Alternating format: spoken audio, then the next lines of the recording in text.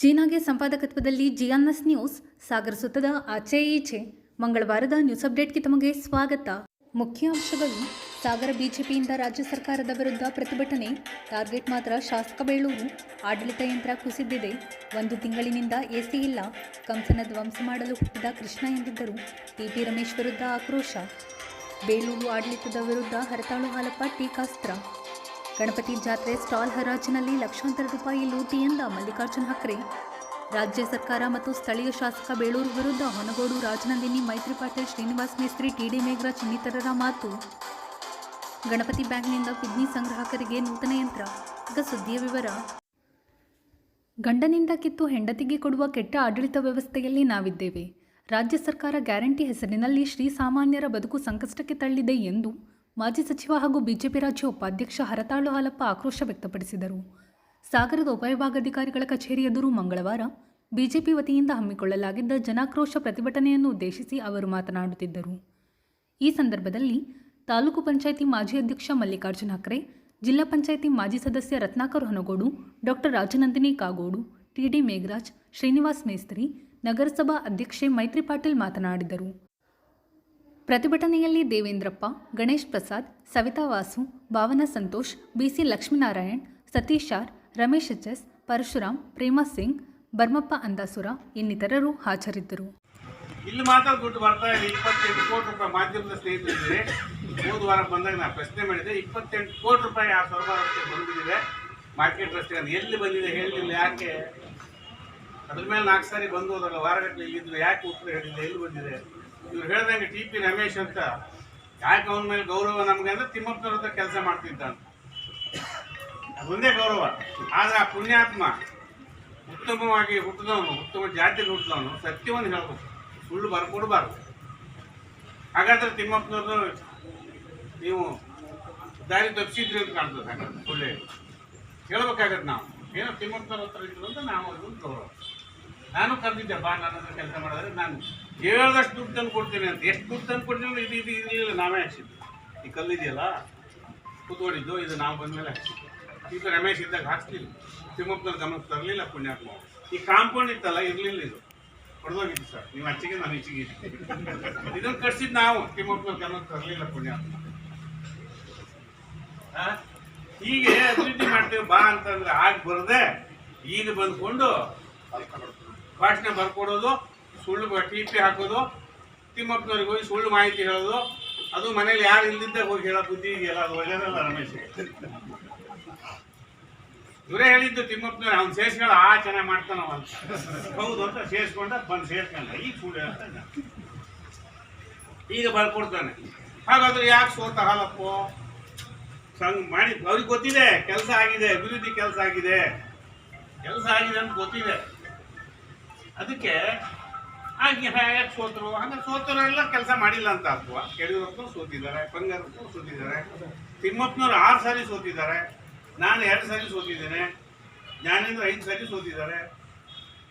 ಸೋತವರೆಲ್ಲ ಬರ್ಕೊಡೋದು ಇವರು ಯಾರು ಸಲಹೆಗಾರರು. ಹೀಗೆ ಅಭಿವೃದ್ಧಿಗೂ ಅದಕ್ಕೂ ಸಂಬಂಧ ಇಲ್ಲ. ಇದು ಸುಮ್ಮನೆ ಮಂಗಾಟ ಮಾಡ್ಕೊಂಡು ಹೊಟ್ಟೆ ಕಿಚ್ಚಿಗೆ ನಮ್ಮ ಮೇಲೆ ಹೊಟ್ಟೆ ಕಿಚ್ಚಿಗೂ ಜನ ಸೋಲಿಸಿದ್ರು. ಇರಲಿ, ನಾನು ಸೋಲಿಸಿದ್ರು, ಅವ್ರು ಗೆಲ್ಲಿಸಿದ್ರು. ಈಗ ಸತ್ಯ ಹೇಳಿ ಬರೀ ಇವ್ರು ಬರ್ಕೊಡೋದು ಸತ್ಯ ಬರ್ಕೊಡಿ ಅಂತ. ಅವ್ರು ಸತ್ಯ ಹೇಳಲ್ಲ ಅಂತ ನಂಗೆ ಗೊತ್ತು. ಮೊದಲನೇ ನೀವೆಲ್ಲ ಕೊನೆಗೆ ಮೋಸ ಹೋದವರು.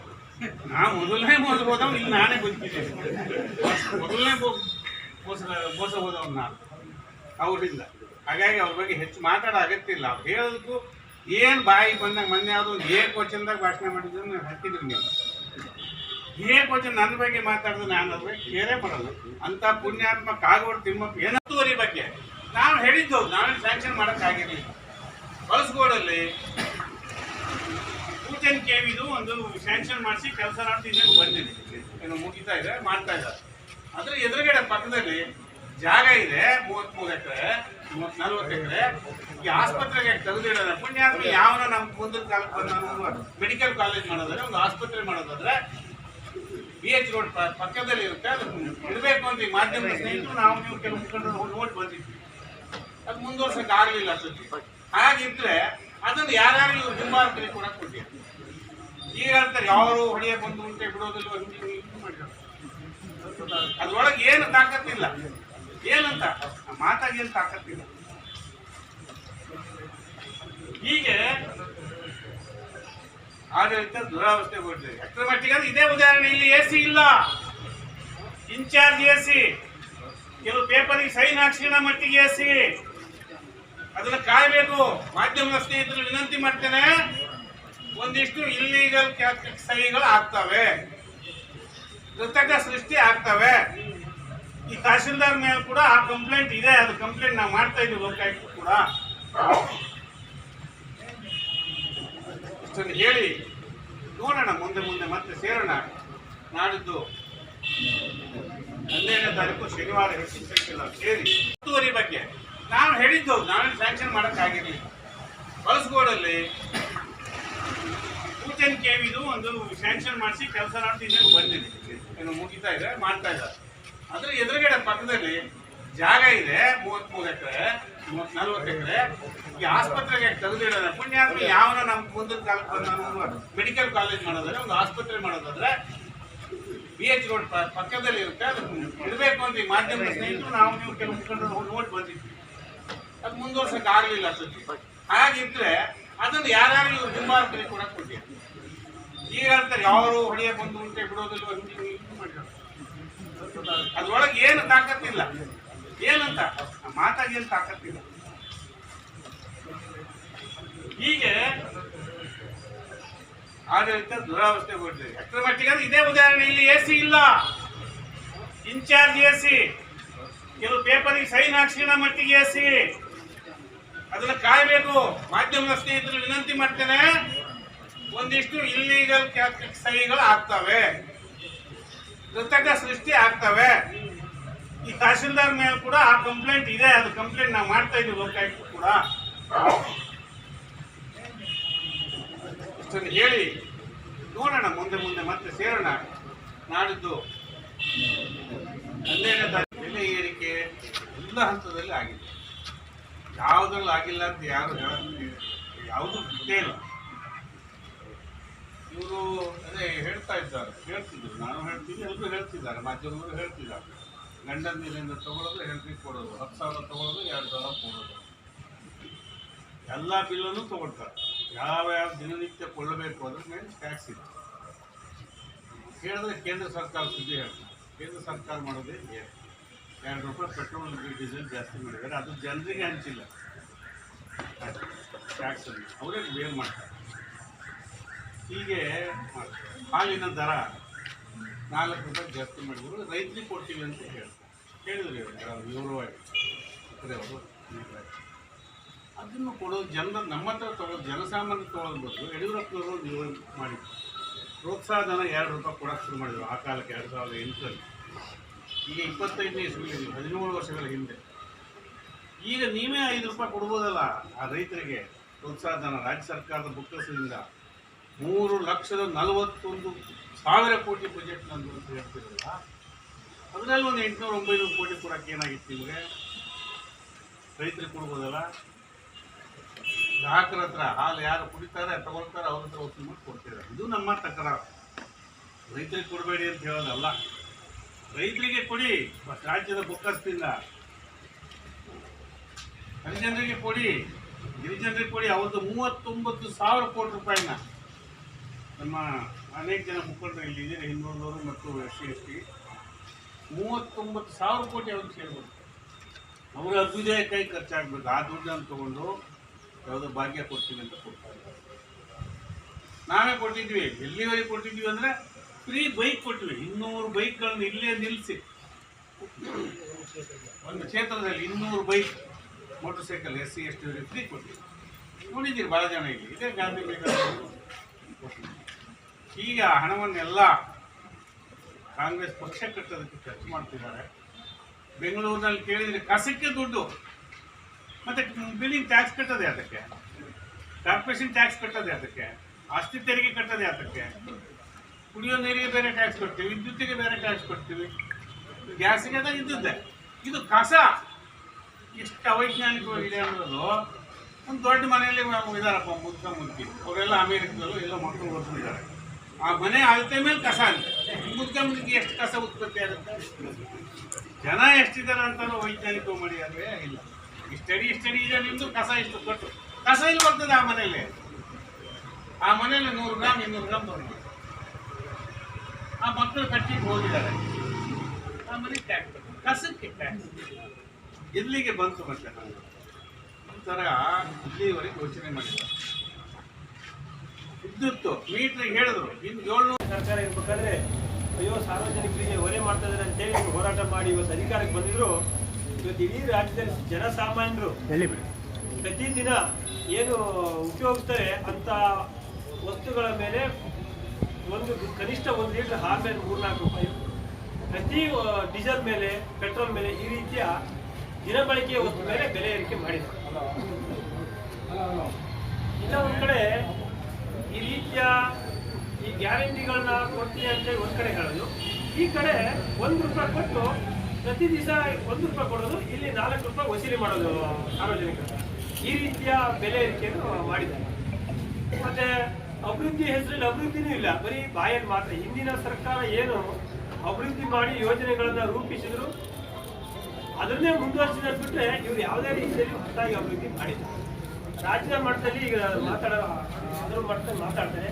ನಮ್ಮ ಸ್ಥಳೀಯವಾಗಿ ನಮ್ಮ ಸಾಗರ ವಿಧಾನಸಭಾ ಕ್ಷೇತ್ರ ಅಂತ ಬಂದಾಗ ಕಾಂಗ್ರೆಸ್ಸಿನ ಶಾಸಕರುಗಳಿಗೆ ಎಲ್ಲ ಹೇಳ್ಬಿಟ್ಟಿದ್ದಾರೆ, ಕಾಂಗ್ರೆಸ್ಸಿನ ಮುಖ್ಯಮಂತ್ರಿಗಳು ಮತ್ತು ಉಪಮುಖ್ಯಮಂತ್ರಿ, ನೀವೇನು ಮಾಡಕ್ ಹೋಗ್ಬೇಡ್ರಿ, ಹಿಂದಿನ ಶಾಸಕರು ಏನು ಮಾಡಿದ್ರು, ಬಿಜೆಪಿಯ ಶಾಸಕರು ಇದ್ದಲ್ಲಿ ಮತ್ತೆ ಕಾಂಗ್ರೆಸ್ನ ಇದ್ದವರು ಸಹ ಅನುದಾನ ಕೊಟ್ಟಿದ್ರು ಬಿಜೆಪಿ ಗೌರ್ಮೆಂಟ್. ಅವರೆಲ್ಲ ತಂದಂತ ಯೋಜನೆಗಳು ಸಾಕಷ್ಟಿದೆ. ಒಂದು ವಿಧಾನಸಭಾ ಕ್ಷೇತ್ರದ ಕನಿಷ್ಠ 500 ಕೋಟಿ ರೂಪಾಯಿ ಅಂತ ಇದ್ದೇ ಇದೆ. ನೀವು ಅದನ್ನೇ ಮುಂದುವರಿಸಿ ಹೋಗಿ, ಆದ್ರೆ ಬೋರ್ಡ್ ಮಾತ್ರ ನೀವು ಹಾಕ್ರಿ ಅಂತ, ಏನು ಕಾಮಗಾರಿ ಪ್ರಗತಿಯಲ್ಲಿ ಇದೆ ಅಂತ ಅವ್ರ ಫೋಟೋ ಹಾಕೋದು, ಫ್ಲೆಕ್ಸಿ ಹಾಕೋದು, ಆದ್ರೆ ಅವ್ರದ್ದು ಯಾವುದೇ ರೀತಿಯಲ್ಲಿ ಹೊಸ ಅನುದಾನ ಇಲ್ಲ. ಹಾಗಾಗಿ ಈ ನಿಟ್ಟಿನಲ್ಲಿ ಅವ್ರು ಪ್ರಾರಂಭ ಮಾಡಿದ್ದಾರೆ. ಅದನ್ನ ಅಟ್ಲೀಸ್ಟ್ ಅವ್ರ ಹಿಂದಿನ ಶಾಸಕರು ಅಥವಾ ಮಂತ್ರಿಗಳು ತಂದಿದ್ದಾರೆ, ಅದನ್ನ ಮುಂದುವರಿಸಿ ಹೋಗ್ರಿ ಅಂತ ಅಧಿಕಾರಿಗಳಿಗೆ ಮತ್ತೆ ಗುತ್ತಿಗೆದಾರರಿಗೆ ಹೇಳ್ತಾರ. ಅದರಲ್ಲಿ ಇವ್ರದ್ದು ಸ್ವಾರ್ಥ, ಅದರಲ್ಲಿ ಕಮಿಷನ್ನು. ಇಲ್ಲಿ ಈ ಊರಿಗೆ ಇವತ್ತು ಹಾಕಿರೋ ಅಂತ ಕಾಮಗಾರಿನ ತಂದು ಬೇರೆ ಕಡೆ ಹಾಕೋದು, ಅದನ್ನೇ ಎಕ್ಸ್ಚೇಂಜ್ ಮಾಡೋದು, ಈ ರೀತಿಯ ಒಂದು ವ್ಯತ್ಯಾಸಗಳನ್ನು ಮಾಡಿದ್ದಾರೆ. ಅದನ್ನ ಬಿಟ್ಟರೆ ಮತ್ತೆ ಬೇರೆ ಯಾವುದೂ ಇಲ್ಲ. ಈಗಿನ ಸಾಗರದಲ್ಲಿ ಈಗಾಗಲೇ 2 ವರ್ಷ ಆಗ್ತಾ ಬಂದು ಶಾಸಕರು ಗೆದ್ದು ಹೊಸದು ಒಂದೇ ಒಂದು ಅಭಿವೃದ್ಧಿ ಇಲ್ಲ. ಮತ್ತೆ ಅಧಿಕಾರಿಗಳನ್ನ ವರ್ಗಾವಣೆಯಲ್ಲಿ ಏನು ಕಾಮಗಾರಿ ತಂದು ಪ್ರಾರಂಭ ಹಂತದಲ್ಲಿ ಇದ್ದು ಅವನ್ನೆಲ್ಲ ಕೆಲವರು ಕಡೆ ಬೇರೆ ಕಡೆ ವರ್ಗಾವಣೆ ಮಾಡಿದ್ದು, ಅಥವಾ ಅವ್ರ ಹತ್ರ ಕಮಿಷನ್ಗೋಸ್ಕರ ಇಸ್ಕೊಂಡು ನೀವು ಕಾಮಗಾರಿ ಏನಾರು ಆಗಲಿ ನಮಗೆ ಕಮಿಷನ್ ಬೇಕು ಅಂತ ಹೇಳಿ ಮಾಡಿದ್ಬಿಟ್ರೆ ಬೇರೆ ಯಾವುದೇ ಸಾಧ್ಯ ಇಲ್ಲ. ಸಾಕಷ್ಟು ಜನ ನಮ್ಮ ವಿಧಾನಸಭಾ ಕ್ಷೇತ್ರದವರು ಮಾತಾಡ್ತಾರೆ. ಈಗ 2 ವರ್ಷದ ಈಚೆಗೆ ಅಧಿಕಾರಿಗಳು ಬೆಳಗ್ಗೆ ಎಲ್ಲ ಸಸ್ಪೆಂಡ್, ಸಂಜೆ ಮತ್ತೆಲ್ಲ ನಿಯೋಗ ಆಗ್ಬಿಡ್ತಾರೆ. ಮೀಸಲಾತಿ ಬಗ್ಗೆ ಮೊದಲಿಂದ ಇರುವಂತ ಮೀಸಲಾತಿ, ಹಿಂದುಳಿದ ವರ್ಗದಲ್ಲಿ ಏನು ಮುಸ್ಲಿಮರಿಗೆ ಬಾಗಿಲಿಗೆ ಕೊಟ್ಟಂತ ಮೀಸಲಾತಿ ಆಗ್ಲೇ ಇತ್ತು. ಪ್ರವರ್ಗ 1 ಮತ್ತು 2 ಇತ್ತು. ಆದ್ರೆ ಈಗ ಮತ್ತೆ 2B ಯಲ್ಲಿ ಅವರಿಗೆ ಪ್ರತ್ಯೇಕವಾಗಿ ಏನು 4% ಕೊಡ್ಬೇಕು ಅಂತ ಮಾತಾಗಿತ್ತು, ಅದರ ವಿರೋಧ ನೋಡಿದ್ವಿ. ಯಾವಾಗಲೂ ಹಿಂದುಳಿದ ವರ್ಗದ ಆಯೋಗದ ವರದಿಗಳು ಮೊದಲಿಂದನೂ ವಿರೋಧ ಮಾಡ್ತಾ ಬಂದಿದ್ದ. ಮೊನ್ನೆ ಡಿಸೆಂಬರ್ 24ರಲ್ಲಿ ಸುಪ್ರೀಂ ಕೋರ್ಟ್ದ 2 ಸದಸ್ಯ ಪೀಠವೇ ಈ ಧರ್ಮ ಆಧಾರಿತ ಸಂವಿಧಾನ ಏನಿದೆಯೋ, ಧರ್ಮಾಧಾರಿತ ಮೀಸಲಾತಿ ಸಂವಿಧಾನ ಪೂರ್ವಕವಾಗಿ ಇಲ್ಲ ಅನ್ನೋ ಒಂದು ತೀರ್ಪನ್ನ ಕೊಟ್ಟಿದೆ. ಹಾಗಿದ್ರೂ ಅದನ್ನೇ ಆಧಾರಿತವಾಗಿ ಅವ್ರು ಮಾಡಬೇಕು ಅಂತ ಇದೆ. ಎಷ್ಟು ಆಯೋಗಗಳನ್ನ ರಿಪೋರ್ಟ್ಗಳ ಏನು ವರದಿಗಳು ಕೊಟ್ಟಿದಾರೋ ಅದಕ್ಕೆ ವಿರೋಧವಾಗಿಯೇ ಈ ಸರ್ಕಾರ ಆದೇಶನ ಹೊರಡಿಸ್ತಾರೆ. ಅದನ್ನ ವಿರೋಧಿಸೋರು ನಾವು. ಆಗ್ಲೇ ಅವರಿಗೆ ಹಿಂದುಳಿದ ವರ್ಗದಲ್ಲಿ ಕೊಟ್ಟಾಗ ಮತ್ತೆ ಪ್ರತ್ಯೇಕವಾಗಿ ಯಾಕೆ ಕೊಡಬೇಕು ಅನ್ನೋ ಒಂದು ನಿಟ್ಟಿನಲ್ಲಿ ನಾವು ಹೋರಾಟ ಮಾಡ್ತಾ ಇದ್ದೀವಿ. ರೈತ ವಿರೋಧಿ ಹೋರಾಟ ಇವೆಲ್ಲವನ್ನ ನಿಟ್ಟಿನಲ್ಲಿ ಇಟ್ಕೊಂಡು ಈಗ ಏನು ಪ್ರತಿಭಟನೆಗಳು ನಾವು ಬೆಂಗಳೂರಿಂದ ಶುರು ಮಾಡಿದ್ದೀವೋ, ತಾಲೂಕು ಮಟ್ಟದಲ್ಲಿ ನಡೀತಾ ಇದೆ. ಇನ್ನು ನಮ್ಮ ಜಿಲ್ಲಾ ಮಟ್ಟದಲ್ಲಿ ನಡೆಯುವ ಹೋರಾಟಕ್ಕೆ ನಾವೆಲ್ಲ ಕಾರ್ಯಕರ್ತ ಮಿತ್ರರು ಅವತ್ತು ಭಾಗವಹಿಸ್ತೇವೆ. ಈ ಸರ್ಕಾರದ ವಿರುದ್ಧ ನೀತಿಗಳನ್ನ ಖಂಡಿಸಿ ಆಕ್ರೋಶವನ್ನ ನಾವು ಇವತ್ತು ತೋರಿಸ್ತಾ ಇದ್ದೀವಿ. ಅದಕ್ಕೆಲ್ಲರೂ ಇದೆಯೋ ಇಲ್ಲೋ ಅಂತಕ್ಕಂಥ ಅನುಮಾನ ಅಭಿವೃದ್ಧಿ ಕಾರ್ಯದ ವಿಷಯದಲ್ಲಿ ಬರ್ತಾ ಇದ್ರೆ ಸಾರ್ವಜನಿಕರ ಬಡವರ ಜೀವನದಲ್ಲಿ ಪ್ರತಿದಿನ ಸರ್ಕಾರ ತನ್ನ ಕರಿನೆರಳನ್ನ ತೋರಿಸ್ತಾ ಇದೆ. ಮುದ್ರಾಂಕ ಶುಲ್ಕ ಏರಿಸಿದ್ರು, ಹಾಲಿನ ದರ ಏರಿಸಿದ್ರು, ವಿದ್ಯುತ್ ಬೆಲೆ ಏರಿಸಿದ್ರು, ಮೆಟ್ರೋ ಇಲ್ಲಿಗಲ್ಲ ಬೆಂಗಳೂರಿನಲ್ಲಿ ಏರಿಸಿದ್ರು, ಡೀಸೆಲ್ ಪೆಟ್ರೋಲ್ ಇಲ್ಲಿ ಸೆಸ್ ಅನ್ನ ಜಾಸ್ತಿ ಮಾಡಿದ್ರು. ಪಟ್ಟಿ ಮಾಡ್ತಾ ಹೋದ್ರೆ ಸಾರ್ವಜನಿಕ ಶ್ರೀಸಾಮಾನ್ಯ ತನ್ನ ಬೆವರ ಮೇಲೆ ಬದುಕ್ತಕ್ಕಂತ ಬಡವ ಅವನ ಬದುಕನ್ನ ಹೇಗೆ ಸಾಗಿಸಬೇಕು ಅಂತ ಹೇಳಿ ಚಿಂತಾಜನಕ ಆಗೋಷ್ಟರ ಮಟ್ಟಿಗೆ ಸರ್ಕಾರ ಬಡವನ ಮೇಲೆ ಶ್ರೀಸಾಮಾನ್ಯನ ಮೇಲೆ ಹೊರೆಯನ್ನು ಹೇರ್ತಾ ಇದೆ. ಇದಕ್ಕೆ ಅನೇಕ ಕಾರಣಗಳು. ಒಂದು ಕಡೆಗೆ ಗ್ಯಾರಂಟಿಯ ಹೆಸರಿನಲ್ಲಿ ಹಣ ದೋಚಿ ಗ್ಯಾರಂಟಿಗಳು ಕೂಡ ಶ್ರೀಸಾಮಾನ್ಯನಿಗೆ ತಲುಪಿಲ್ಲ. ಇನ್ನೊಂದು ಕಡೆಗೆ ಹಗರಣಗಳ ಸರಮಾಲೆ ಕಾಂಗ್ರೆಸ್ ಪಕ್ಷವನ್ನು ಮುನ್ನಡೆಸಲಿಕ್ಕೆ ಎಸ್ಟಿ ನಿಗಮದ ಹಣವನ್ನ ಒಯ್ದು ಹೈದರಾಬಾದ್ ಚುನಾವಣೆ ಕೊಟ್ಟರು. ದೇಶದ ಪ್ರಜಾಪ್ರಭುತ್ವ ವ್ಯವಸ್ಥೆಯ ಇತಿಹಾಸದಲ್ಲಿ ಒಂದು ನಿಗಮದ ಹಣವನ್ನ ಪಕ್ಷಕ್ಕಾಗಿ ಬಳಕೆ ಮಾಡಿದ ನಿದರ್ಶನ ಸಮೇತ ಒಬ್ಬ ಮಂತ್ರಿ ರಾಜೀನಾಮೆ ಕೊಟ್ರೆ ಮಾನ ಮರ್ಯಾದೆ ಇಲ್ಲದೇನೆ ಮತ್ತೆ ಅದೇ ತರದಲ್ಲಿ ಅಧಿಕಾರವನ್ನು ಮುಂದುವರಿಸಿದ್ದಾರೆ. ನೂರಾರು ಹಗರಣಗಳು ಉಲ್ಲೇಖ ಮಾಡಕ್ ಹೋಗಲ್ಲ, ಒಂದೇ ಹಗರಣವನ್ನು ಉಲ್ಲೇಖ ಮಾಡ್ತೇನೆ. ಸ್ಮಾರ್ಟ್ ಮೀಟರ್, ಯಾವ ವ್ಯಕ್ತಿ ಯಾವ ಮನೆಯಲ್ಲಿ ಎಷ್ಟು ಕರೆಂಟ್ ಅನ್ನ ಬಳಕೆ ಮಾಡಿದ್ರು ಅನ್ನೋದು ಅಧಿಕೃತವಾಗಿ ಸಿಗೋ ಹಾಗೆ ಒಂದು ಸ್ಮಾರ್ಟ್ ಮೀಟರ್ ವ್ಯವಸ್ಥೆ. ಬೇರೆ ರಾಜ್ಯಗಳಲ್ಲಿ 900 ರೂಪಾಯಿಗೆ ಒಂದು ಮೀಟರ್, 900 ರೂಪಾಯಿ. ಇಲ್ಲಿ ಸರ್ಕಾರವೇ ಬಳಸಿ 9,000 ರೂಪಾಯಿ ಒಂದು ಮೀಟರ್ಗೆ. ರಾಜ್ಯದಲ್ಲಿ 15,000 ಕೋಟಿ ರೂಪಾಯಿಗಳು ಜಾರ್ಜ್ ರವರ ಇಲಾಖೆ ಮುಖಾಂತರ ಕಾಂಗ್ರೆಸ್ ಪಕ್ಷದ ಜೇರ್ ಸೇರಿದೆ. ಮೊದಲೇ ಬರಗಾಲದಲ್ಲಿರ್ತಕ್ಕಂಥ ಸರ್ಕಾರ, ಅಂತ ಸರ್ಕಾರಕ್ಕೆ 15,000 ಕೋಟಿ ರೂಪಾಯಿನ ದೋಚ್ಕೊಂಡು ಹೋದ್ರೆ ಆ ಹೊರೆನ, ಆ ತೆರಿಗೆನ ಯಾರ ಮೇಲೆ ಹಾಕ್ಬೇಕು? ಹಾಗಾಗಿ ಏನ್ ಮಾಡಿದ್ರು, ಕಳೆದ 7-8 ತಿಂಗಳಿನಿಂದ ಒಂದೇ ಒಂದು ರೂಪಾಯಿ ಹಣ ಬರಲಿಲ್ಲ. ಹೈನುಗಾರರಿಗೆ, ಹಾಲು ಉತ್ಪಾದಕರಿಗೆ ಬರಲಿಲ್ಲ. ಇವರ ಸರ್ಕಾರ ಬಂದ 1.5 ವರ್ಷದಲ್ಲಿ 9 ರೂಪಾಯಿಗಳ ಹೆಚ್ಚಳ ಮಾಡಿದ್ರು. 9 ರೂಪಾಯಿಗಳದ್ದು. ಅದರೊಳಗೊಂದು ಹೈ ಡ್ರಾಮಾ, ಒಂದು ನಾಟಕ. 50 ml ಹಾಲು ಜಾಸ್ತಿ ಕೊಡ್ತೀವಿ, ಅದಕ್ಕೋಸ್ಕರ 2 ರೂಪಾಯಿ ಕೊಡ್ತೀವಿ ಅಂತ ಹೇಳಿ ಒಂದು ಸಾರಿ ಹೆಚ್ಚು ಮಾಡಿ, ಇನ್ನೊಂದ್ ಸಾರಿ ಮತ್ತೊಂದು ನಾಟಕ ಮಾಡಿದ್ರು. ಇವತ್ತೇನ್ ಹೆಚ್ಚಿಗೆ ಮಾಡ್ತೀವಿ 5 ರೂಪಾಯಿ, ಅದನ್ನ ಹಾಲು ಉತ್ಪಾದಕ ರೈತರಿಗೆ ನೇರವಾಗಿ ಕೊಡ್ತೀವಿ ಅಂತ ಹೇಳಿದ್ರು. ಬಂಧುಗಳೇ, ತಮಗೆ ಗೊತ್ತಿರಲಿ, ನಾವು ಶ್ರೀಸಾಮಾನ್ಯರ ಪ್ರತಿನಿಧಿಗಳು, ಆರೋಗ್ಯವಂತ ಪ್ರಜಾಪ್ರಭುತ್ವ ಇರಬೇಕು ಅಂತ ಬಯಸ್ತಕ್ಕಂಥ ಪಕ್ಷದ ಕಾರ್ಯಕರ್ತರು ಆ 5 ರೂಪಾಯಿನ ರೈತರಿಗೆ, ಹಾಲು ಉತ್ಪಾದಕರಿಗೆ ಕೊಡ್ಲಿಲ್ಲ. ಅದನ್ನ KMF ಗಳಲ್ಲಿ ಲೂಟಿಗೆ, ಅವರ ಹೈಜೆನಿಕ್ ಜೀವನಕ್ಕೆ, ಅಲ್ಲಿ ಎಸಿಗಳನ್ನು ಅಳವಡಿಸಲಿಕ್ಕೆ, ಅಲ್ಲಿ ಹೊಸ ಕಾರುಗಳನ್ನು ಖರೀದಿ ಮಾಡಲಿಕ್ಕೆ ಬಳಕೆ ಮಾಡಿರ್ತಕ್ಕಂಥ ದರಿದ್ರ ಸರ್ಕಾರ ಇದ್ರೆ ಅದು ಸಿದ್ದರಾಮಯ್ಯ ಸರ್ಕಾರ, ಅದು ಕಾಂಗ್ರೆಸ್ ಸರ್ಕಾರ. ಇಡೀ ರಾಜ್ಯದಲ್ಲಿ, ರಾಜ್ಯದ ಪ್ರಜಾಪ್ರಭುತ್ವದ ಇತಿಹಾಸದಲ್ಲಿ ಒಬ್ಬ ಕ್ಯಾಬಿನೆಟ್ ಮಂತ್ರಿ ಹನಿ ಟ್ರ್ಯಾಪ್ ಮುಖಾಂತರ ನನ್ನನ್ನ ಅಂತ ಹೇಳೋದಲ್ಲ, ನಾವು ಗಂಟೆಗೋಷ್ಠವಾಗಿ ಹೇಳಕ್ ಇಷ್ಟಪಡ್ತೀವಿ. ಯಾಕಂದ್ರೆ ಅವ್ರ ಕೆಲಸ ಇವತ್ತು ಜನ ನೋಡ್ತಾ ಇದ್ದಾರೆ. ಇವತ್ತು ರಾಣಿ ಚೆನ್ನಮ್ಮ ಸರ್ಕಲ್ನಿಂದ ಡಬಲ್ ರೋಡ್ ಅಂತ ಮಾಡ್ತಾ ಇದ್ದಾರೆ. ಏನ್ ಮಾಡ್ತಾ ಇದ್ದಾರೆ? ಕಾಮಗಾರಿ ಫುಲ್ ಕಳಪೆ. ಯಾಕಂದ್ರೆ ಅದಕ್ಕೆ ಡ್ರೈನೇಜ್ ಮಾಡ್ಬಿಡ್ತಾರೆ. ಮುಂದಿನ ದಿನಗಳಲ್ಲಿ ನಮ್ಮ ಮಾಜಿ ಸಚಿವರ ಗಮನಕ್ಕೂ ಹಾಗೂ ನಮ್ಮ ಮೇಘಣ್ಣ ಅವರ ಗಮನಕ್ಕೂ ತಂದು ನಗರ ಮಂಡಳದ ಅಧ್ಯಕ್ಷರ ಗಮನಕ್ಕೆ ತಂದು ಅಲ್ಲಿ ಉಗ್ರವಾದ ಹೋರಾಟ ಕೂಡ ಮಾಡಿದ್ವಿ. ಯಾಕಂದ್ರೆ ಊರಿನ ವ್ಯವಸ್ಥೆ ಬಂದಾಗ ಎಲ್ಲ ಒಟ್ಟಾಗಿ ಕೆಲಸ ಮಾಡ್ಬೇಕಾಗುತ್ತೆ. ಇಲ್ಲಿ ಯಾವುದೇ ರೀತಿ ರಾಜಕೀಯ ಪಕ್ಷ ಇಲ್ಲ. ಶಾಸಕರು ಗೆದ್ದ ಮೇಲೆ ಎಲ್ಲರಿಗೂ ಶಾಸಕರೇ ಅವರು, ಯಾವುದೋ ಒಂದು ಕಾಂಗ್ರೆಸ್ ಪಕ್ಷದ ಶಾಸಕರಲ್ಲ ಅವರು. ಅದನ್ನು ಗಮನದಲ್ಲಿ ಇಟ್ಕೊಂಡು ಇವತ್ತು ಊರಿನ ಕೆಲಸವನ್ನು ಮಾಡಬೇಕಾಗತ್ತೆ. ಈ ಸರ್ಕಾರ ಈಗಾಗಲೇ ಏನು ಮೀಸಲಾತಿಯನ್ನು ಕೊಡ್ತಾ ಇದೆ ಎಲ್ಲ ಸಮಾಜಕ್ಕೂ ಕೂಡ ಕೊಡುವಂತೆ ಮಾಡಬೇಕು. ಇವತ್ತು ಅದನ್ನು ರಾಜ್ಯಪಾಲರು ಗಮನ ಹರಿಸಬೇಕು. ಯಾಕಂದ್ರೆ ರಾಜ್ಯಪಾಲರು ಗಮನ ಹರಿಸಿ ಸರ್ಕಾರದಲ್ಲಿ ಯಾವುದೇ ರೀತಿ ಇವತ್ತು ಹೇಳಿದ್ರು ನಮ್ಮ ರತ್ನಾಕರ್ ಅವರು, ಯಾವುದೇ ರೀತಿ ಗ್ಯಾರಂಟಿ ಕೊಟ್ಟಾರು ಬಿಟ್ರೆ ಯಾವುದೇ ಕಾಮಗಾರಿ ಆಗ್ತಿಲ್ಲ ಅಂತ. ಇವತ್ತು ಕೂಲಿ ಕಾರ್ಮಿಕರಿಗೆ ಸೈಟ್ ಕೊಟ್ಟಿದ್ರು ಹಿಂದಿನ ಸರ್ಕಾರ ಇದ್ದಂತ ಸಂದರ್ಭದಲ್ಲಿ ನಮ್ಮ ಆಡಳಿತದ 90% ಪ್ರತಿಯೊಂದು 90% CC ಎಲ್ಲ ಕೊಟ್ಟಿದ್ದಾರೆ. ಇವತ್ತು ಮನೆ ಕಟ್ಕೊಳ್ಳಕ್ಕೆ ಎಲ್ಲಿ ಅವ್ರಿಗೆ ಸರ್ಕಾರದಿಂದ ಹಣ ಬರ್ತಾ ಇದೆ? ಯಾವುದೇ ಹಣ ಬರ್ತಾ ಇಲ್ಲ. ವಾಜಪೇಯಿ ಅವರ ಯೋಜನೆ ಅಡಿಯಲ್ಲಿ ನಾವು 1.20 ಕೇಂದ್ರ ಸರ್ಕಾರದ 1.25 ಕೊಡ್ತಾ ಇದ್ದೀವಿ. 2.70 ನಮ್ಮ ಶಾಸಕರಿದ್ದಂತ ಸಂದರ್ಭದಲ್ಲಿ, ನಮ್ಮ ಆಡಳಿತ ಇದ್ದ ಸಂದರ್ಭದಲ್ಲಿ ಜನರಿಗೆ ಮನೆಗೆ ದುಡ್ಡು ಮುಡ್ತಿತ್ತು. ಆ ರೀತಿ ಅವ್ರ ಅಕೌಂಟಿಗೆ ನೇರವಾಗಿ ಹೋಗೋದು ಮಾಡ್ತಿದ್ದೀವಿ.